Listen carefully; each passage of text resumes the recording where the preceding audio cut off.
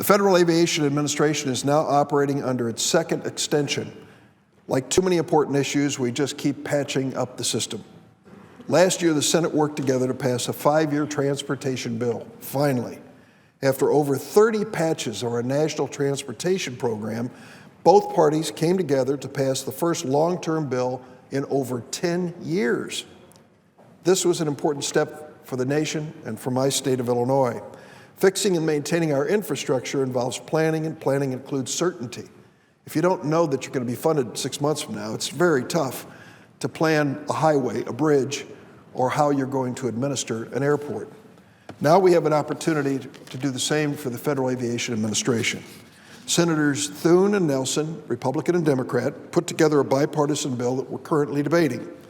I hope we can give this bill careful consideration.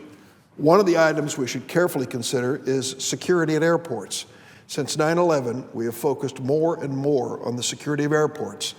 And when we hear of these terrible terrorist incidents overseas, we understand that we can't drop our guard. 32 people died in Belgium. Many were injured. The terrorists targeted people who were just going about their daily routine, catching an airplane. The terrorists took advantage of a vulnerable system. At the airport, 2 bombs were set off before any security screening took place. That should be a wake-up call for all of us. Last week, Senator Heinrich introduced an amendment I was proud to co-sponsor with common-sense measures to strengthen security at U.S. airports, transit, and places like transit stops. I'm pleased the Senate passed it with strong bipartisan support. It adds extra security in these areas for people taking planes and trains where we are vulnerable, before the checkpoints. It adds law enforcement officials, inspectors, specialists in explosives, dogs, experts who can help on the screening process.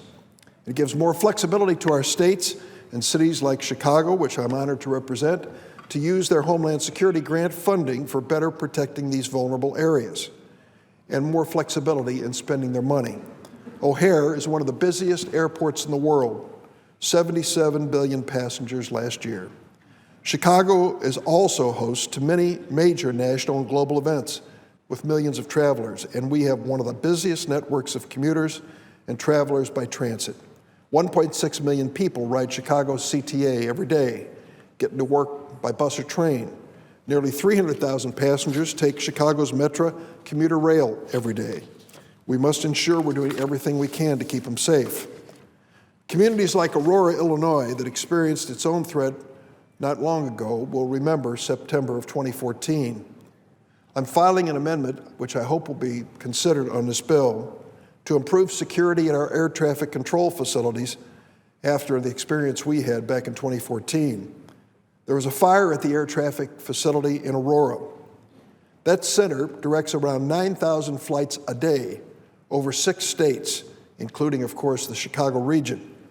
The fire grounded thousands of flights. Its impact was felt for 2 weeks.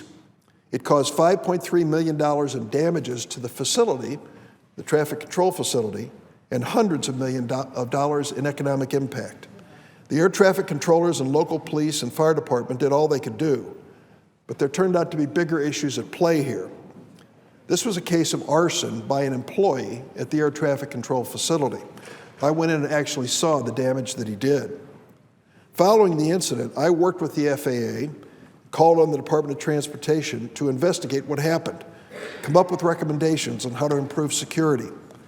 After the investigation, FAA and DOT found that there was not enough focus on insider threats, and clearly better equipment is needed to help communication from going down.